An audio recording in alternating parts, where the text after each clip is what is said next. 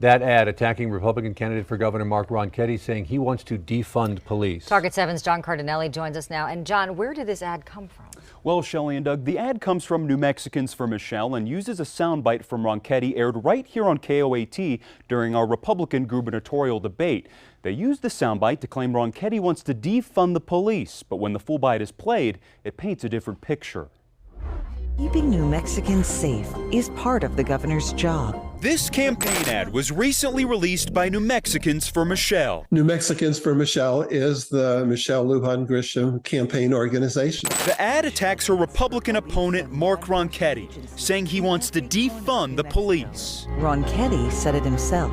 He thinks New Mexico's law enforcement don't need funding. They don't want more money, and they don't want more guns. That soundbite was taken from KOAT's Republican gubernatorial debate on May 20th. But listen to what Ronchetti said in full. We have to back the blue. We have to tell them we will support them no matter what they need from us. We have some of the best law enforcement in the country here. And when you ask them, what do you need? What would help you? The answer is simple. They don't want more money and they don't want more guns. They want to know that the governor of the state of New Mexico and their leaders backs them up. Ronchetti tells Target 7 he was shocked and disappointed when he saw the ad. The truth matters. And when you have a governor who will brazenly lie to get reelected, that should scare everybody in this state. Governor Lujan Grisham's campaign sent us their own fact check, which questions what Ronchetti meant when he said they don't want more money, they don't want more guns. So Target 7 asked Ronchetti. Now, Mark, in our debate, you did say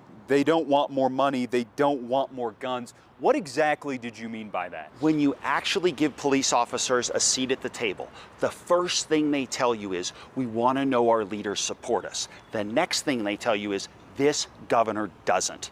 So my point was, look, when you talk to officers, every officer wants more support, but most of all, they want to know their leaders back them up, and this governor clearly does not. The governor's campaign cites this tweet as evidence Ronchetti does not want to give pay raises to police. In the tweet, he criticizes the governor's $8.5 billion budget, which includes a 16% raise for state police. I support giving police more money, but she's grown government 40%. Ronchetti also says giving $9 million of the $8.5 billion budget to state police is minuscule. Well, it's less than 1% is what we're talking about here. And this is the problem. When you have lifelong politicians who go and take 3 or 4 words and clip them and twist them, this is what you get. Target 7 asked political expert Brian Sanderoff how often campaigns misconstrue a candidate's standpoint on an issue. It's really not unusual, unfortunately, for negative ads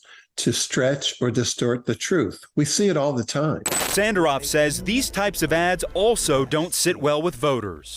So the voters tell me that they hate these negative ads, but the political consultants continue to use them because they think the ads are effective in swaying voters.